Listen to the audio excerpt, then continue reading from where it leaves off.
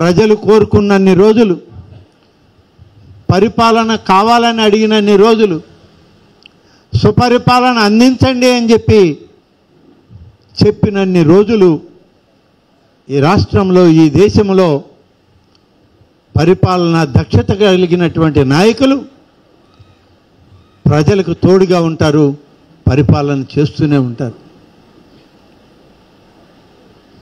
ఈరోజు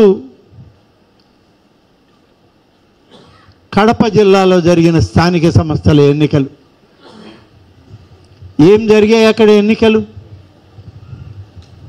పులివెందల, ఒంటిమిట్ట, 2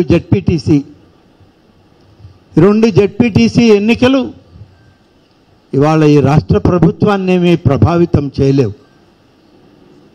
అంతేకాదు మా పరిపాలనలో అవి ఏమీ అడ్డు తగలేవు.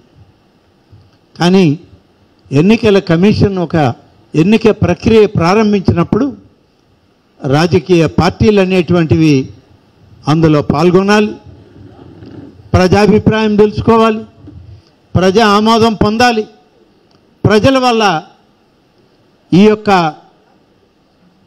ఆలోచనతో ప్రజాస్వామ్యం గెలవాలి.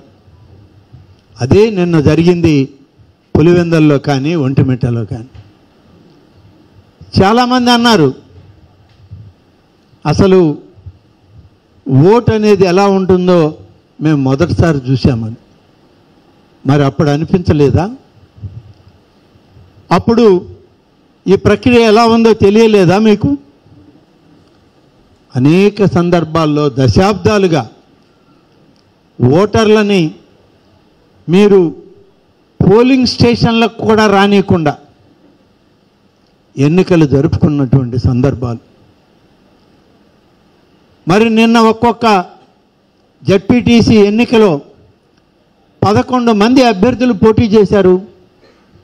మరి ఈ రాష్ట్ర ప్రభుత్వం, అధికారంలో ఉన్న తెలుగుదేశం కూటమి మేము గట్టిగా అప్రజాస్వామిక విధానంలో మీలాగా మేము ఎన్నికలు చేయాలనుకుని ఉంటే అసలు 11 మంది నామినేషన్లు వేయరు కదా.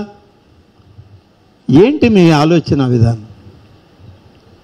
ఎన్నికలు జరిగాయి, పోలింగ్ జరిగింది. ఈరోజు ఒక ఆడబిడ్డ గెలిచింది, మరొక ఆడబిడ్డ ఓడిపోయింది. దీనిలో ఏంటి పెద్ద ప్రస్థానం ఇది? మీరు నిలబెట్టిన ఆడబిడ్డ అయినా, మేము నిలబెట్టిన ఆడబిడ్డ అయినా ఆడబిడ్డే.